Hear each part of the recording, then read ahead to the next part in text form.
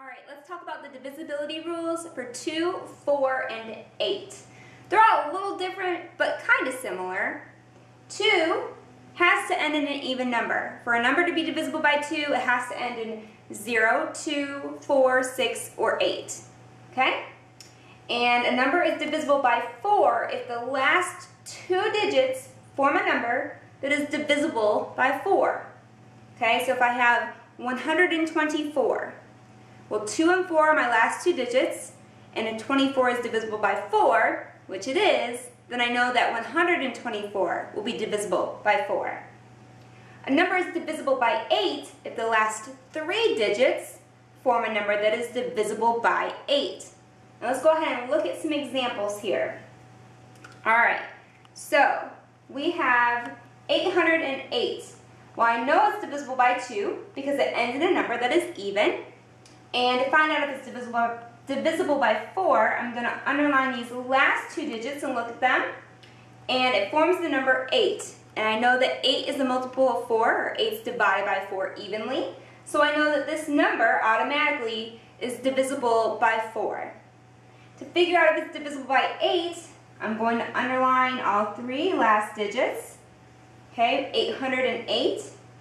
And now it does form a number that is divisible by 8 because I know that 101 times 8 equals 808. So this number, 21,808, is divisible by numbers 2, 4, and 8. Let's look at another one right here. 152,320. If you want, you can pause the video and try it out on your own, or you can continue to work along with me. I'm going to underline the last 2 digits first. Okay? And looking at the very last digit, which is a 0, I know that the number is divisible by 2. And I've underlined the last 2 digits, which is 20. And 20 is divisible by 4 because 4 times 5 is 20. Okay? To figure out if it's divisible by 8, I'm going to underline the last 3 digits.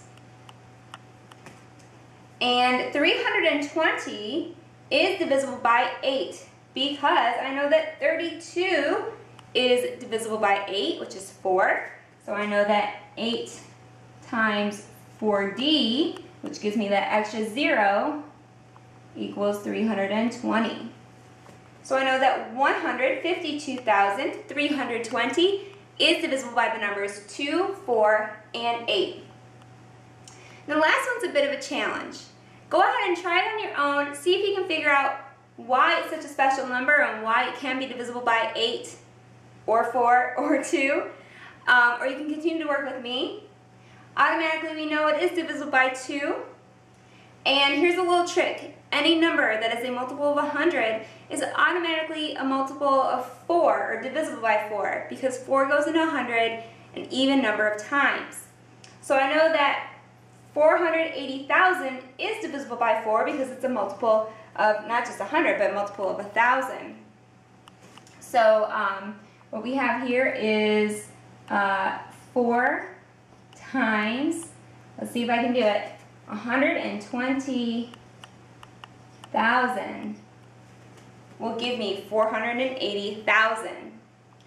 And same thing with divisibility by 8. If I block off the zeros and I look just at this number right here, 48. Well, is 48 divisible by 8? It sure is, because 8 times 6 is 48. So I know that 8 times 60,000 will give me 480,000.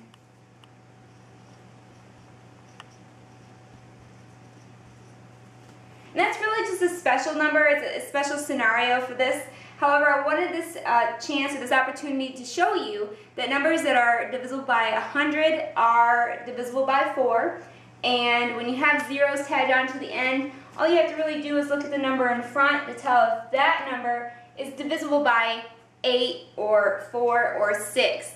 And then you'll be able to know if it's divisible by the root number that you're looking for. Okay, so these are your divisibility rules for 2, 4, and 8.